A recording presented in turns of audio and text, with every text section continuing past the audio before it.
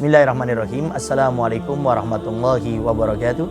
Alhamdulillah wassalatu wassalamu ala Rasulillah Sayyidina Muhammad bin Abdullah wa ala alihi wa sahbihi wa wala, amma ba'du. Sahabat Al-Wasilah yang dimuliakan oleh Allah Subhanahu wa taala. Zakat fitrah adalah suatu kewajiban bagi setiap seorang muslim muslimah bagi yang mampu untuk mengeluarkannya. Dan zakat fitrah ini tentunya berbeda dengan sedekah dan infak. Kalau sedekah dan infak hukumnya sunnah, bukan suatu yang wajib. Kecuali di saat kita bernadar, baru hukumnya menjadi wajib. Tapi zakat fitrah ini hukumnya wajib dikeluarkan. Bahkan Nabi Muhammad SAW sampai mengancam kepada orang yang diwajibkan mengeluarkan zakat fitrah, tapi dia tidak mengeluarkannya, maka akan menjadikan keberkahan dalam rizkinya, hartanya akan dicabut oleh Allah Subhanahu wa taala. Bahkan zakat fitrah ini pun termasuk daripada rukun Islam yang tentunya wajib dikerjakan bagi mereka yang mampu. Di balik zakat fitrah ada tujuan yang Allah Subhanahu wa taala sebetulnya menginginkan.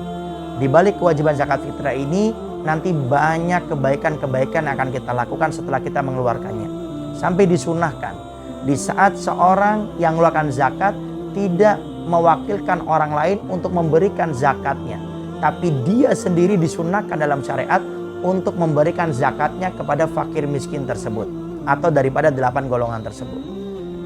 Diharapkan disunahkan orang yang mengeluarkan zakat memberikan secara langsung agar dia melihat ternyata si fakir atau si miskin yang kita berikan zakatnya, mereka bukan hanya butuh beras saja, ternyata dia juga membutuhkan dengan makanan, dia membutuhkan dengan minyak, dia membutuhkan juga dengan uang, sehingga diharapkan akan tersentuh hati kita dan kita bisa membantunya lebih dari apa yang kita keluarkan dari zakat kita pada saat ini. Karena zakat fitrah ini adalah hablum minan nas.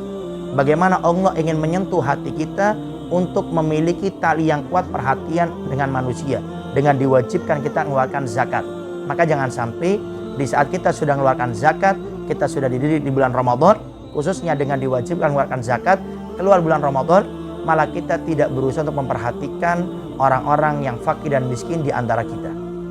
Oleh karenanya, zakat fitrah yang kita keluarkan ini harus menjadi cambukan bagi kita agar kita lebih perhatian kepada orang lain. Memang terkadang di antara kita masih acuh dengan orang-orang yang ada di sekeliling kita. Dan di antara faktor keacuhan kita kepada mereka, karena kita merasa bahwasanya kalau mereka butuh, mereka akan datang kepada kita. Ini satu kesalahan yang besar yang harus kita hilangkan di dalam kehidupan kita. Berbuat kebaikan, jangan menunggu orang yang butuh dengan kebaikan kita untuk datang kepada kita.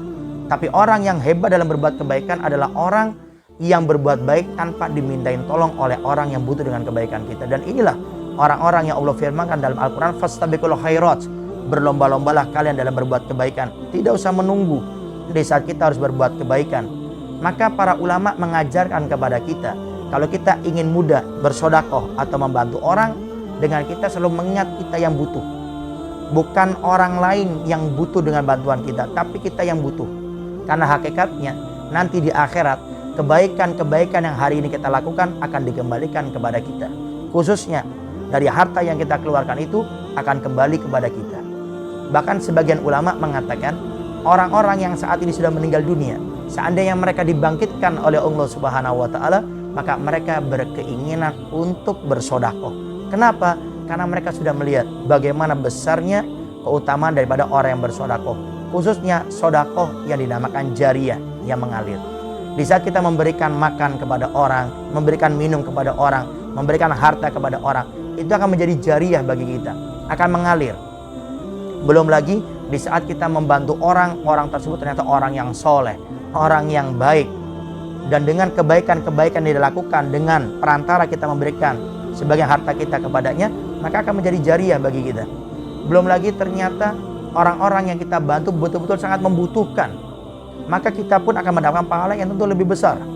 Nah, sehingga banyak di antara kita bertanya, sedekah yang paling afdol kepada siapa? Sedekah yang paling afdol kepada orang yang paling membutuhkan. Siapa orang di antara kita yang paling membutuhkan, maka itu yang kita dahulukan. Khususnya adalah dari kalangan keluarga kita. Kita lihat dari keluarga kita. Barangkali di antara keluarga kita ada yang sangat membutuhkan dengan bantuan harta kita khususnya, maka kita bantu. Karena itulah pahala yang paling besar kepada yang paling membutuhkan dan juga dari keluarga. Nah, kalau kita bisa mendapatkan atau menggabungkan dua ini, maka itulah pahala sodako yang paling besar. Oleh karenanya, jangan kita menunggu orang meminta tolong kepada kita, tapi hendaknya kita menjemput bola. Dan ingat, kematian datang tidak pernah dengan pemberitahuan. Mungkin saja di saat kita membantu orang, Allah mencabut nyawa kita, dan itu menjadi amal jariah bagi kita.